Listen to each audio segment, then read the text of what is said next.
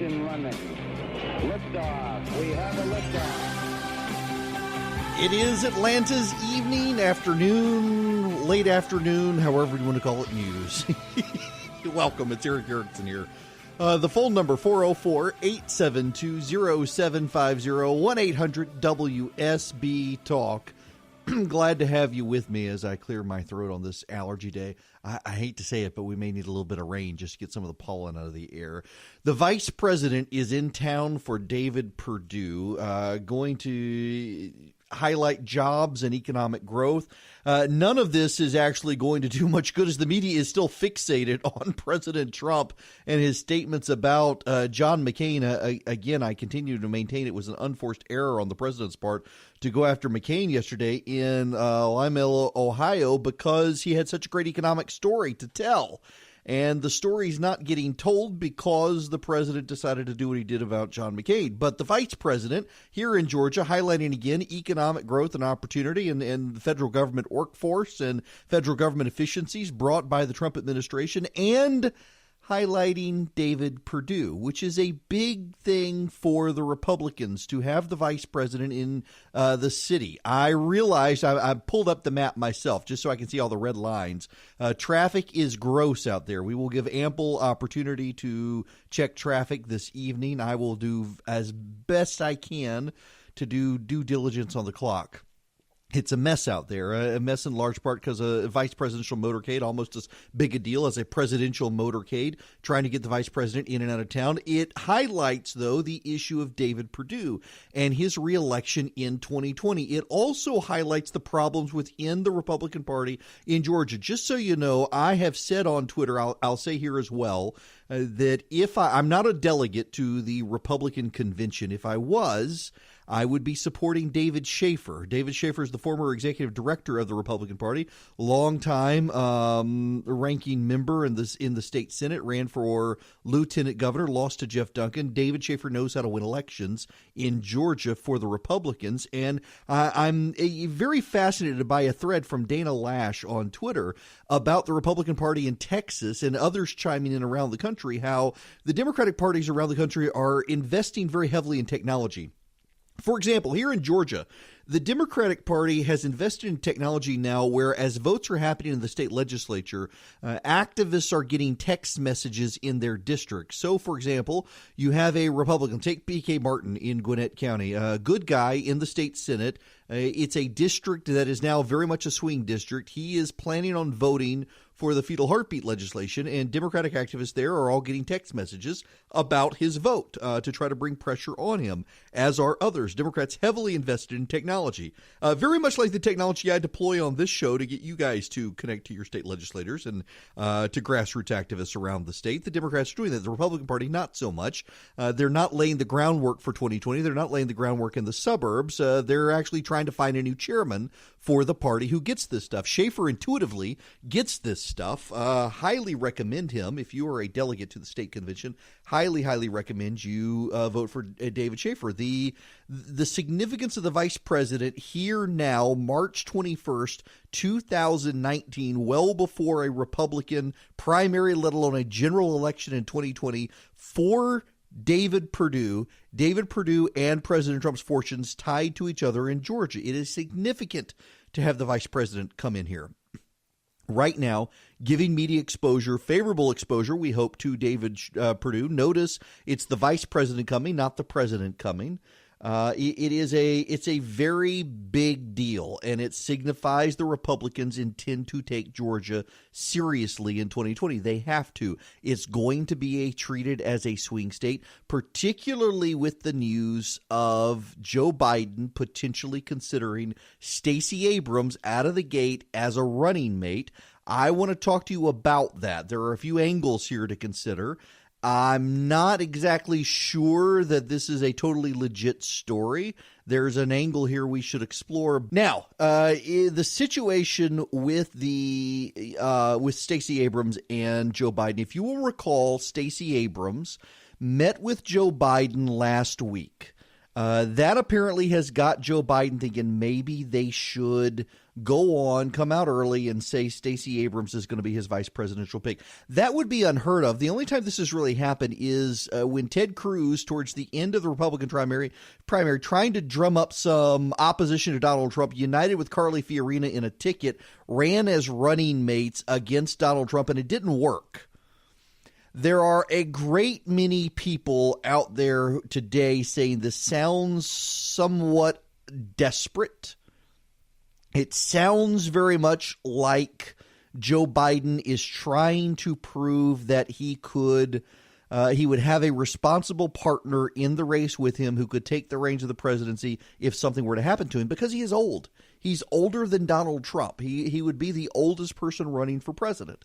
The problem here is that if Joe Biden wants to convey to the Democrats that he's responsible and that Joe Biden could do this and that he would have a responsible running mate to hand the reins off to, he's making Stacey Abrams an issue out of the gate. And in the last several months, what has Stacey Abrams done? Well, in the run-up to the November election, she came out and insulted farmers in South Georgia right after a devastating hurricane wiped out their crops. She went on The View and was not opposed to gun confiscation. And after the election, she said that she really didn't have a problem with illegal aliens voting. So if Joe Biden comes out right now and were to do something like this, he would not only be having to deal with all of his past issues, he would also have to deal with Stacey Abrams' issues. And his team, I don't know that you guys understand this. I don't mean that insultingly, by the way. I don't know that we don't talk about it. It doesn't enter the conversation. I'm not sure if you understand. When someone runs for president, by and large, Donald Trump is one of the few exceptions to do this. By and large, when a candidate runs for president, before they formally announce they run for president, they have hired a private investigator to investigate themselves. The reason they do this is they want to plan for all of the opposition research. Hey, I've run candidates now. I've never run a president for office. I've run people for congressional offices. I've run people for statewide offices, for state Senate, state House offices. And typically what you do is when you're beginning to map out your campaign, you sit in a room with your very closest friends and family, the people who can tell you the bad things about you, the people who can tell you your annoying habits, the people who can tell you the things you do that annoy them, the people who will give you blunt advice, and you sit in a room with them and you go through every possible bad thing people are going to come after you at. At the level of a U.S. Senate campaign, at the level of a presidential campaign, you hire opposition researchers and investigators to investigate every aspect of your life so that they can come to this group and share with them all of the dirt that if they were running against you, they would drop.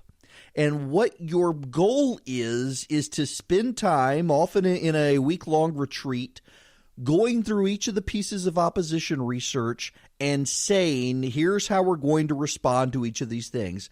By now, Joe Biden has had a meeting with Joe Biden and the rest of his family, his surviving children and close friends and political advisors, and they have come up with a strategy to deal with the inevitable Democratic attack on how he handled Anita Hill. They have come up with the responses to the inevitable Democratic attack on Joe Biden being opposed to busing in the 1970s. They have reminded Joe Biden of every major vote he took in the United States Senate so that, for example, on the busing issue or the Anita Hill issue, he can pivot to his civil rights record. They can remind him of all of his pro-life votes. Yes, Joe Biden used to be a pro-life Democrat. They can remind him of all of those votes and remind him of how he shifted in his votes in favor of Planned Parenthood funding and abortion rights and pro-abortion judges. They can do all of these things, and they've sat down and they figured this out. They haven't done that on Stacey Abrams. They haven't had time to do that on Stacey Abrams. That's why I don't think this will actually happen, because you bring in Stacey Abrams in this way, someone who was a state representative in Georgia, never was a governor, never was a senator, never was in Congress, never was at a federal office. You're going to bring her in, tack her onto the campaign at the very beginning? And who says she wants to? Stacey Abrams is deeply ambitious. If Stacey Abrams were to do this with Joe Biden, she immediately makes an enemy of the 2 million other Democrats who are running for president. So if something happens to Joe Biden, there's no guarantee. And frankly, if Joe Biden does this, the other Democrats have a very upfront argument that he wouldn't be doing this if he was healthy. He wouldn't be doing this except he's too old to run. I don't see it happening. If it happens, I think it's a mistake up front. I think it's a mistake. I think it hurts Stacey Abrams and her ambitions. The Democrats really want her to run against David Perdue. She really wants to run for governor again. I mean, she said how much she doesn't like Brian Kemp. She's angry with Brian Kemp. She wants revenge on Brian Kemp. Sounds very, very deeply bitter and angry. I think this would be a mistake. But the fact that it's in play says that Joe Biden understands his number one weakness is his age, and he's got to find a way to compensate. Not all of us sleep the same way. 63% of Americans sleep on their sides. I'm one of them. I go from one side to the other. I fall asleep on my back. I wake up in the morning. I'm on my side. My butterfly pillow gives you the support in the places you need it most. It keeps your neck, spine in alignment throughout the night, even if you switch sides like I do. My Butterfly Pillow, and it's called My Butterfly Pillow. It's patented sleep technology. It elevates your head to where you need it. It includes a place to fit your arm and a pillow for your ear. It's soft. It's comfortable. Listen, this is a pillow for people who get sleep. It's a pillow for people who get how I sleep. It's a pillow for you. The height is even adjustable to get the right height for you. And, you know, I also endorse the Calm app. My kids use it to go to sleep. Do you fall asleep with white noise or meditative sounds? Get this. The My Butterfly Pillow, it has a Bluetooth adapted night owl speaker so you can listen to music, sounds, or even a smart TV. Seriously, it connects into Bluetooth. You can listen to music while you fall asleep. I do that, particularly when I'm taking naps. Listeners to the show can save $30 off the list price of $129. You use code ERIC, E-R-I-C-K, at checkout, and you'll get My Butterfly Pillow for just $99 and free shipping in the continental United States. You go to mybutterflypillow.com, you enter code ERIC at checkout, you save $30 and get free shipping. That's mybutterflypillow.com. The checkout code is ERIC. You will get a better night's sleep. You'll get a better nap. You'll just get a better sleep experience with My Butterfly Pillow.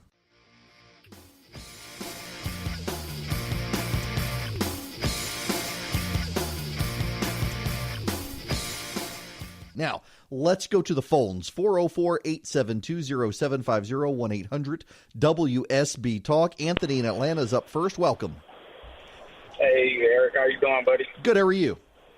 Pretty good. I just wanted to make a comment. I was listening to you talk about Joe Biden tapping Stacey Abrams from his vice president. I believe I can see some validity to that because Stacey checks off a couple boxes for him. First off, she's female. She's a minority, so that'll help him with that in the primary. And Joe's seen as more of a moderate-type Democrat to a lot of people, and Stacey Abrams has a lot of positions that's to the left of him. So I believe that he's thinking that she'll help him through the primary and end up getting the nomination because she'll appeal to more people that he really necessarily can't reach.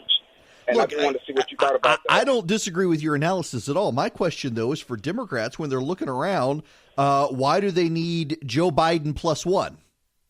I mean, they're there to choose a presidential nominee. So why do they need Joe Biden plus one? Because when you're in the Democratic primary, you got 2 million candidates to choose from. Why Joe Biden plus Stacey as opposed to just Kamala Harris?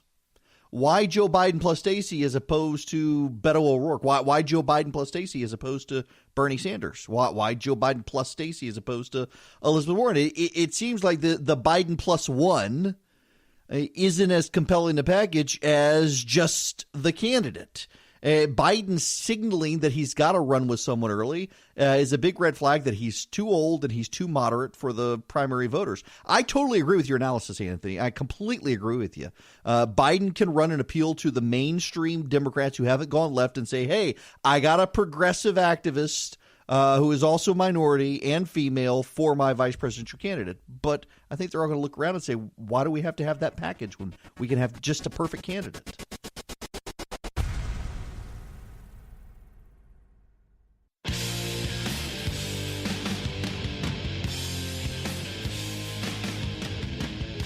Hello there.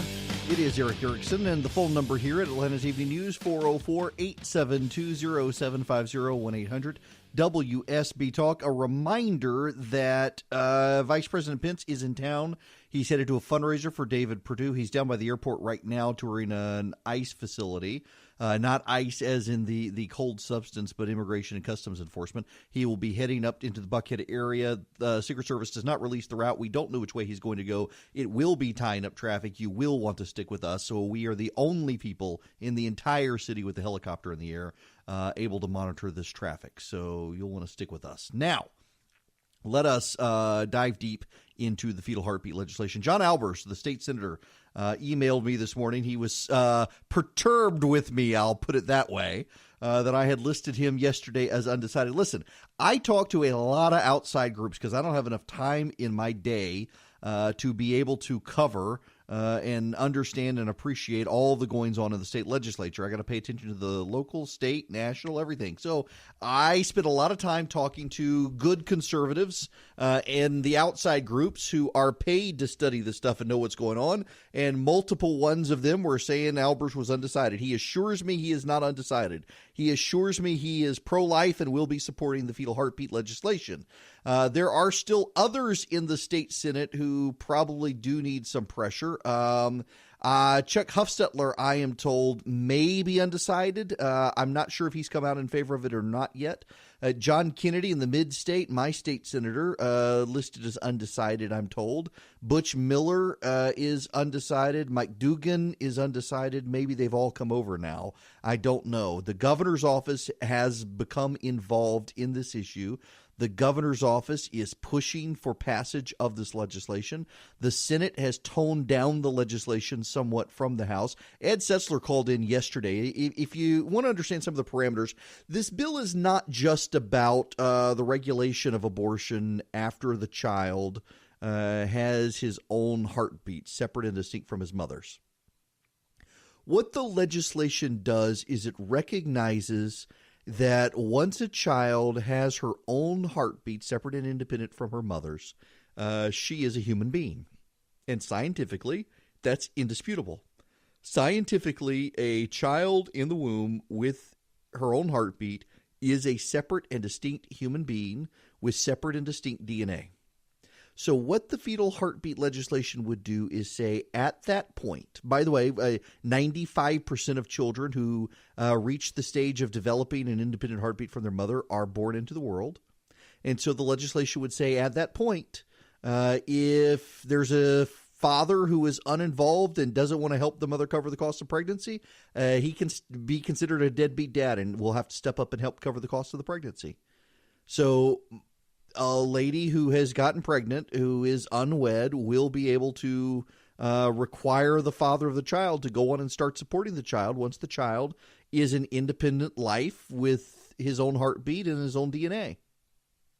Likewise, the family, the mother, if they're married, the family will get the tax deduction. They will get the tax break for the child because it is a child and that is a living human being. It is a living human being to be born into a home. That family will get the tax break for having a child because they have a child. The child may not be walking around or crawling around, but there's a child there. They're having to pay to go to the doctor. They're having to pay for the visits to the doctor. They're going to have to pay for the hospital visits. So go on and give them the tax deduction or the tax break now for having the child. What the legislation does is it legally begins to set the parameters for a child who has his own heartbeat and his own DNA is a child. It's a scientific fact, and it is a scientific fact that will be recognized by state law. You would think the hordes of Mordor have come out of the Black Gate to tear down the world over this legislation. It is insane, the hate in the state legislature. In fact, a memo went out the other day encouraging people to keep their children out of the state legislature because the abortion activists are in the legislature chanting profanity yelling F-bombs at members of the state legislature, saying all sorts of awful things in there. It is not a family-friendly environment. Now, of course, my view is it's never family-friendly when the legislature's in town. You got to lock up your daughters and hide your wallets. But in this case, even more so, it is not a family-friendly environment at the state legislature right now. You go down there, you're liable to hear women yelling the C word or the F word in the state legislature, yelling at members of the state legislature. It's amazing to me how abortion rights activists do try to often remind us that they are tools of dark forces in their quest to kill children.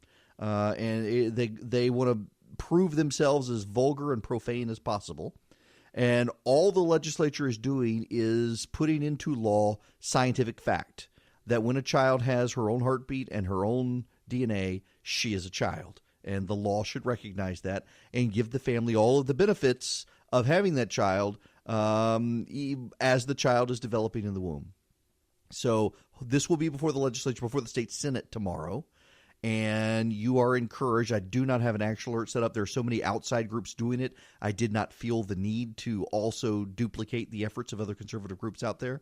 But understand, Planned Parenthood is pouring tons of money into the state to try to kill this legislation. Now, if you're wondering where this facility is that the vice president is, I've got it pulled up on my map right now. If you know where the Georgia Soccer Park is off Camp Creek Parkway, it's in that area. You know where the big shopping center is on Camp Creek? You've got the Target down there, American Signature Furniture, the Hibbett Sports, all that area. That is where the ICE facility is, and that is where the vice president is. I'm looking at the map right now. Yeah, it is just a mess, and he is apparently headed north. We don't know exactly which direction he's going or where everything is, but it's going to tie up traffic downtown. Now, the phone number here, 404-872-0750, 1-800-WSB-TALK. This fetal heartbeat legislation, it is going to be before the state Senate tomorrow. They have made changes. The bill came over from the House of Representatives. One of the issues with the Speaker of the House, Republicans behind the scenes say they would like to get rid of him, but they're also privately acknowledging that this pressure on the Speaker over his delaying trials for bad people has gotten the Speaker to help push this legislation, and they believe in ways the Speaker would not have otherwise done so. So one of the byproducts of this scandal with the Speaker is that he is actually being useful in advancing some conservative legislation he would normally try to kill. The fetal heartbeat legislation being it. Interestingly enough, major businesses in the state aren't coming out aggressively against this, unlike the religious liberty legislation, primarily because a majority of voters in the state of Georgia and a majority of voters nationwide consider themselves pro-life, and a majority of women, according to Pew, an independent, objective, good surveyor, a majority of women, according to Pew, support restrictions on abortion once a child has his own heartbeat.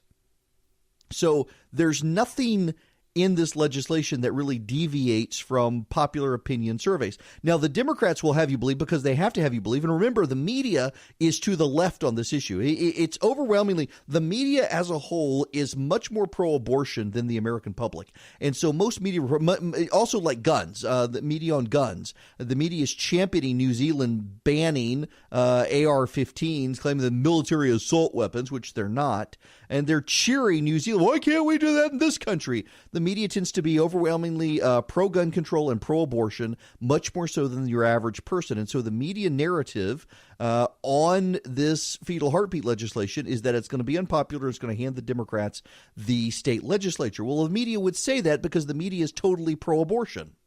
But the polling doesn't back them up on this. The polling suggests this actually is very, very supportive by women in the suburbs. Key areas, Republicans got to win. So don't believe the negative media stories about this. And Republicans in the state legislature being overwhelmed by outside money, not even money from in-state. NARAL, Planned Parenthood, other abortion groups from around the country pouring money into Georgia because they can't afford to have this legislation pass and then see Republicans keep the state legislature, that would mean that other Republicans who are squishy on this issue might actually stand up and grow a spine. So they're desperate to kill it now. They're desperate to abort the legislation, just like they are the kids. And it doesn't look like it's going to work as long as people stand strong. But be sure to tell your state legislator to support the fetal heartbeat legislation. I want to tell you guys about an app I have fallen in love with. I'm so glad they sponsor the show.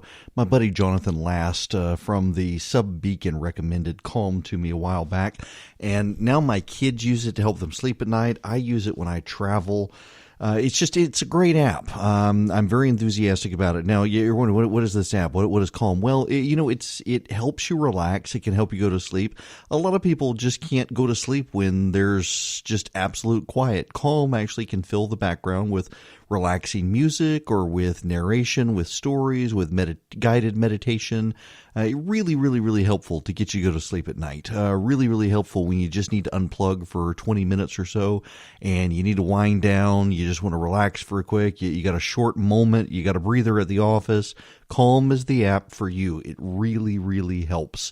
Now, if you head to calm.com/Eric, E-R-I-C-K, you'll get 25% off Calm Premium subscription. It includes guided meditations on issues like anxiety, stress, and focus. It includes brand new meditations every day. They've got sleep stories that help you relax. You can head to the magical lavender fields of southern France with Stephen Fry. You can explore the moonlit jungles of Africa with Leona Lewis. They've even got soothing music and more. So right now, my listeners get 25% off a Calm Premium subscription at calm.com/Eric. That's CALM.com/ERICK. Get unlimited access to all of Calm's content today at calm.com/Eric. Get calm, stop stressing, go to sleep.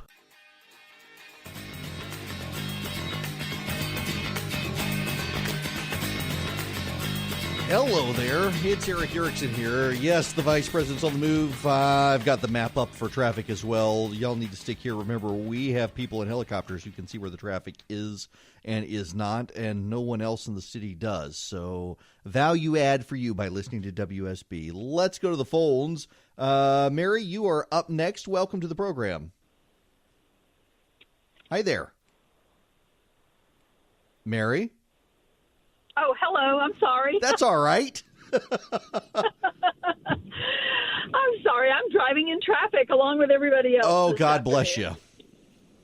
Listen, Eric, I just wanted to say that I think you are so on point, and there are just a couple of reasons, points I wanted to make. I really feel like the abortion bills that we're seeing now, the heartbeat bills, and one passed in Mississippi, I think today, are a direct result of, and I hate to say the Democrats, but I'll say the radical left and what they did in New York City. Yes. New York and Virginia. I think there's really, and I don't even want to say Democrats and Republicans, I think there's actually a silent majority of people who are appalled at that. Mm-hmm. And I think you're right. The polls show that people are not, okay, we're not going to get into a debate about it, but we're going to support what's going on because we see what happened there and how just ridiculous that was.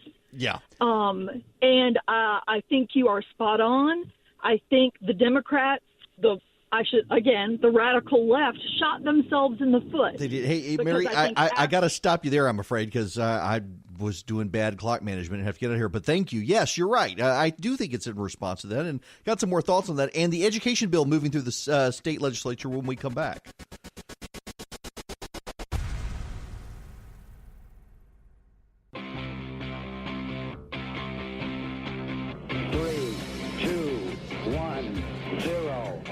Running. Liftoff. We have a liftoff.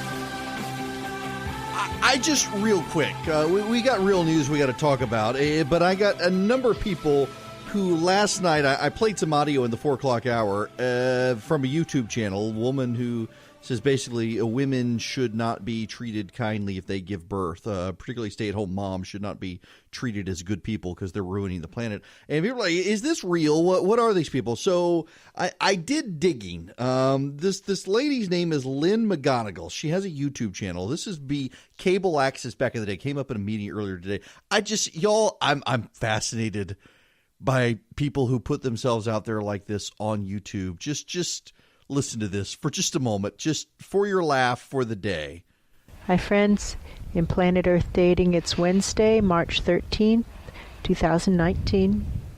In both the Lynn Life and the Jamie Body Mind, the authorized souls remain only child souls from the deeper, denser dimensions who are trying to get to the light, and all other souls from all other dimensions, as long as the souls are already living by the many rules already given to the search for truth community by wiser minds above all of us. And those rules include focusing on our own soul plans, each of us for ourselves, however we define ourselves. Every I, every me, every us, every we.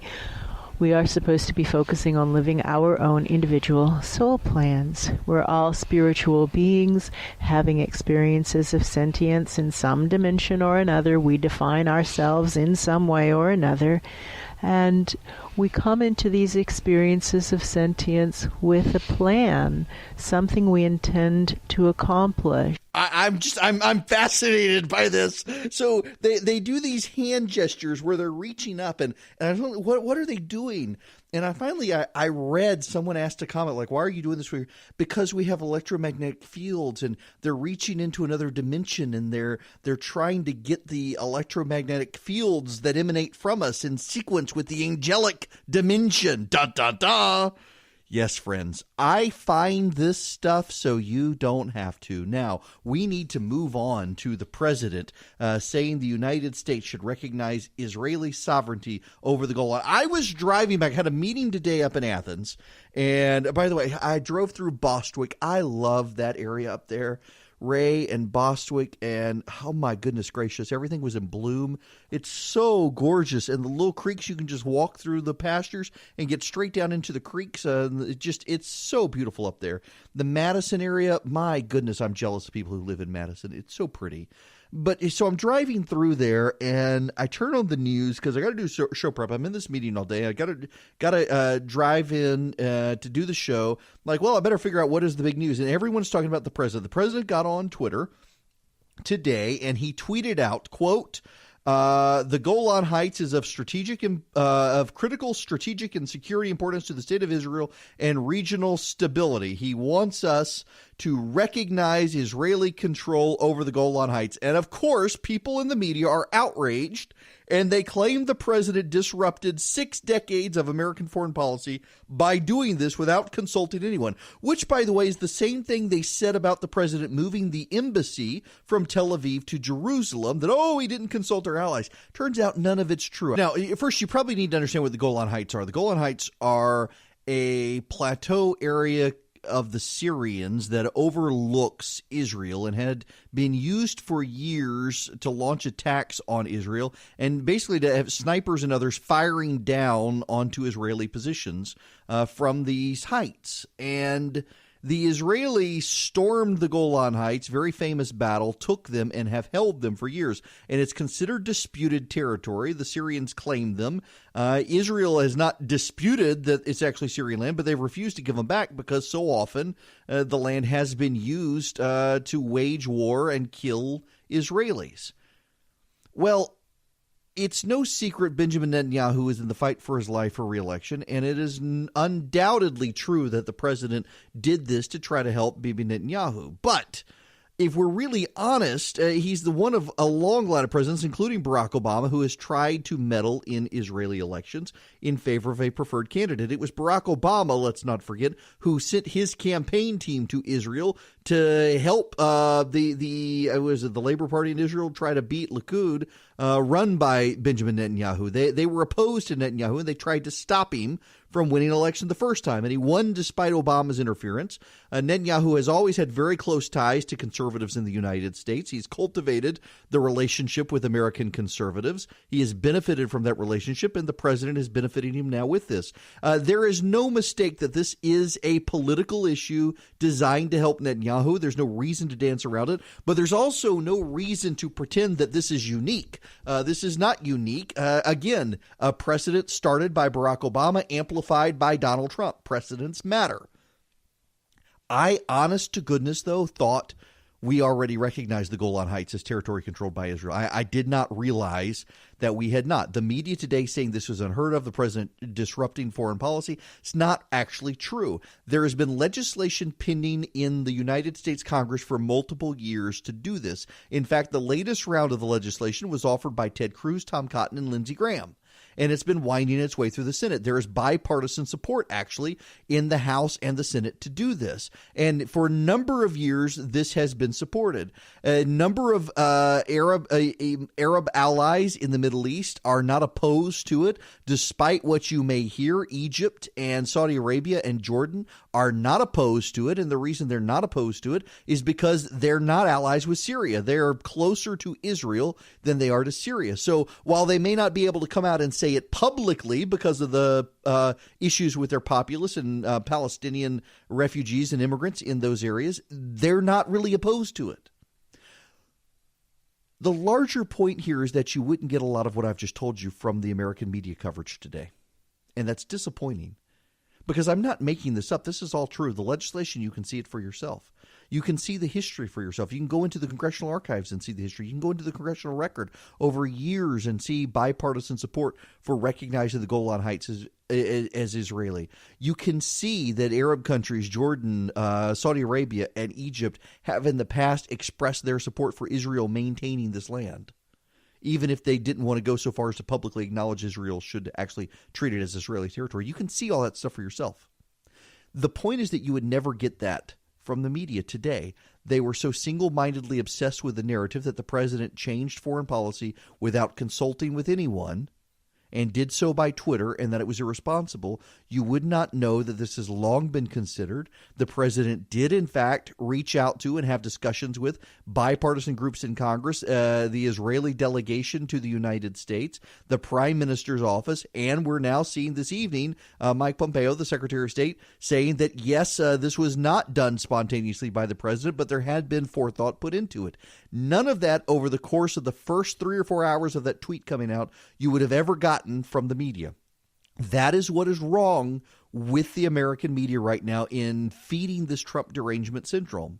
That there are people who cannot abide any criticism of the president. I got it yesterday when I was saying the president should have done what he did to John McCain. You should have seen the phone lines light up in this place with people angry with me calling to defend the president for calling a dead man a traitor, as if it does any good.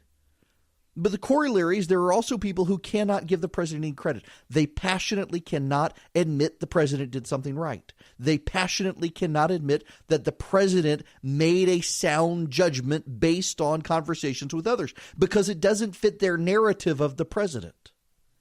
And in this case, all he did was finally bring about implementing an American foreign policy objective that multiple presidents going back before Ronald Reagan have been willing to do.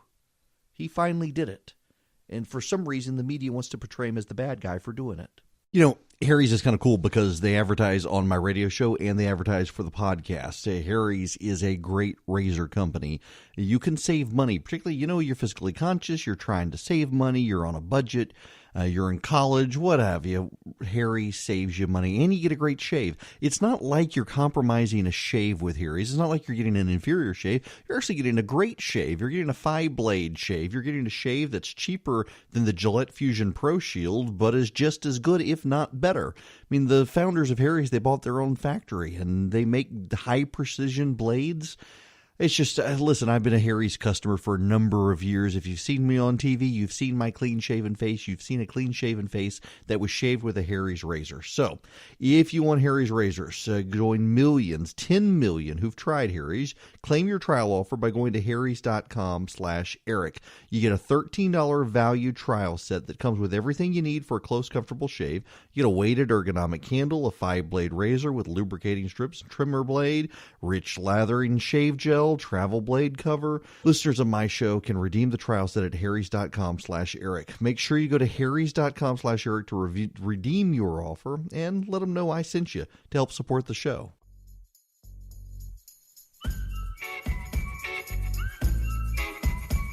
Why, hello there. It is time to go to the phones here on Atlanta's Evening News. The phone number 404-872-0750, 1-800-WSB-TALK. I want to go to Jerry in Johns Creek. Welcome. Hello, sir. Hi there. I wanted to run a little something by you.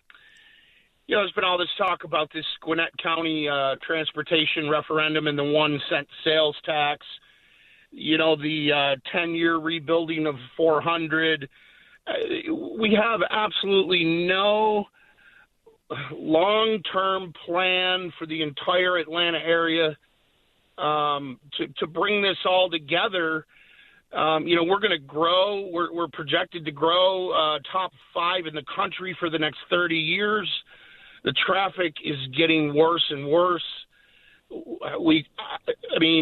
Where do we start? You're the man. You're connected. You know a lot of people. So Jerry, let me tell you, believe it or not, there actually is some interconnected planning with the Department of Transportation. They have a master plan for the way the interstate should work, the way the major highways should connect into the interstates, and the way the other roads should filter into the major highways that filter into the interstates. The problem is that it requires, in many cases, county involvement, because some of the roads that filter into the major highways, they're county roads, they're not state roads. The problem there is that we don't have a regional framework for transportation because we've tried in the past and voters rejected building regional infrastructure plans. So it was rejected by voters regularly. I think the original plan proposal was flawed, but nonetheless, the DOT does actually do a pretty good job of coming up with some comprehensive projections and building out based on the projections, but the voters ultimately have to approve stuff at the local level, and most often in Atlanta, they say no.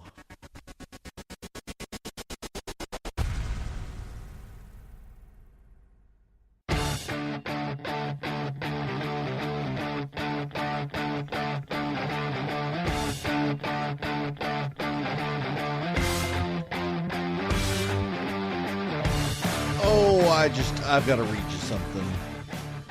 This is just, it makes me laugh, actually. So, Serious Eats is a website I love, and they have a recipe for a homemade Chick-fil-A sandwich. Unraveling the mysteries of home cooking through science, they say. They wanted to duplicate the recipe. So, this makes 4 sandwiches.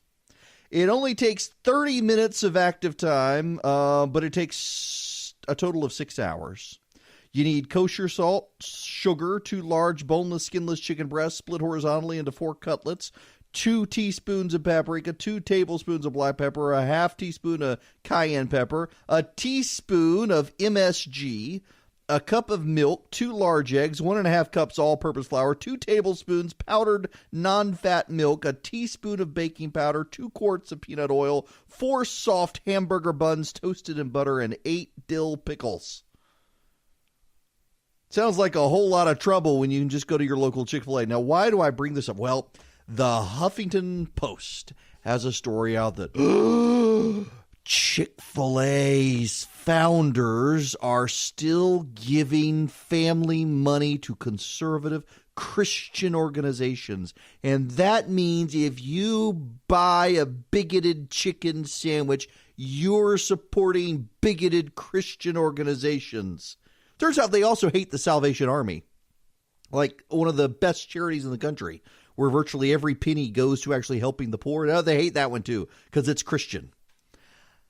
Yes, the left today is circulating this Serious Eats recipe that if you just have to have the Chick-fil-A sandwich, here's a recipe where you can get the Chick-fil-A sandwich without actually giving your money to Chick-fil-A. It only takes 6.5 hours with 4 chicken cutlets, some brine and pickles and paprika and non-fat powdered milk to do. It is a religion. It is a religion. It is. You notice how in Christianity, one of the unique aspects of Christianity is that it changed the food laws. So in Christianity, where in Judaism there were certain foods you could not eat, just like in most major world religions there are foods you cannot eat. In Christianity, arguably the only food you can't eat is the blood of animals. reasons going back to the Noahic covenant, and even among Christians, that's disputable. Some Christians say no problem. I'm in the covenant Christian camp where you shouldn't eat blood of animals because that's what God told Noah, and I don't think that's even overruled by this change in the food laws. But nonetheless, that's a theological issue for the in-house Christian family. But otherwise, Christians are totally over. You can eat shellfish. You can certainly eat juicy, delicious, tasty pig, whether it's bacon or pork chops or ham for the holidays or ham on your sandwich. You can eat it. It's delicious. You can eat shellfish. You can eat crawfish. You can eat catfish. You can eat whatever you want. And major religions outside of Christianity all have prohibitions. Judaism does, Hinduism does, Islam does. There are things you cannot eat. And here comes the secular religion in the United States now saying there are certain things you can't eat. And one of those things is you can't eat Chick-fil-A. It's sinful, according to the secular left, to eat Chick-fil-A. So here's how you make the Chick-fil-A sandwich for yourself if you got 6.5 hours and some non-fat powdered milk. It really is bonkers. It really is. It's why don't you just go to Chick-fil-A? Enjoy. We're all sinners. Indulge in your sin of eating a tasty chicken sandwich with a pickle and two buttered buns. You would think that the left would like a pickle between two buttered buns. Now to the phones we go to Scott in Atlanta. You are up next. Welcome, Scott. Hello. How you doing, Eric? I'm great. How are you? Fine. Hey, I have a quick question for you because it really confused me. I voted in Gwinnett on Tuesday, and the question on the ballot was so vague, and I didn't like it. I was wondering why they made it so vague. Okay, so I had this question as well, and I only got vague, nebulous answers. My understanding is that the assumption is that if Gwinnett County passed this tax, there would be this penny tax forever, basically. But over time, you've got the railroad built, you got the subway built, you got the bus lane built, you got the expanded lanes built, and you got toll lanes built. And the money's still coming in. You need something more than maintenance. The population's still growing. So what do? Well, you can't bind yourself to super specific language because once those things are built and you've got the super specific language binding you, you got to have some flexibility to continue to expand infrastructure there. And frankly, that was, I think, one of the downfalls of the referendum. I suspect, based on the conversations I had with people who are calling the program, I do suspect that if they had a very precisely worded referendum that made it clear that the tax would eventually go away and it would pay for these specific projects, probably more people would have voted for it, but they didn't ask me ahead of time. And I understand the difficulties of trying to shape this stuff and please all people. I do think that ultimately you're going to get MARTA into Gwinnett County. It's just going to take them longer than they wanted. But they probably could have handled this better to begin with.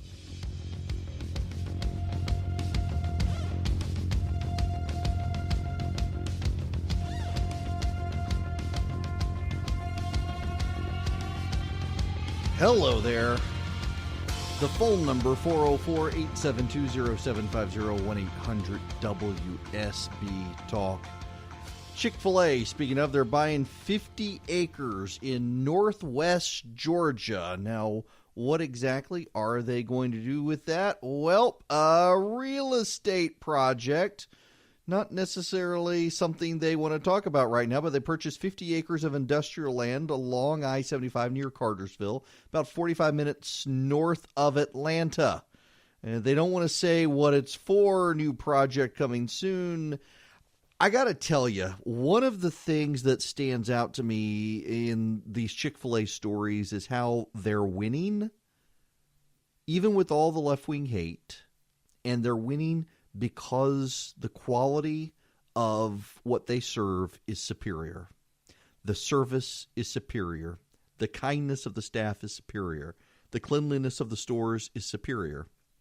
So there are a lot of progressives who may feel guilty about going to Chick-fil-A, but they're still going because the experience is so good, the food is so good, everything about it is so good.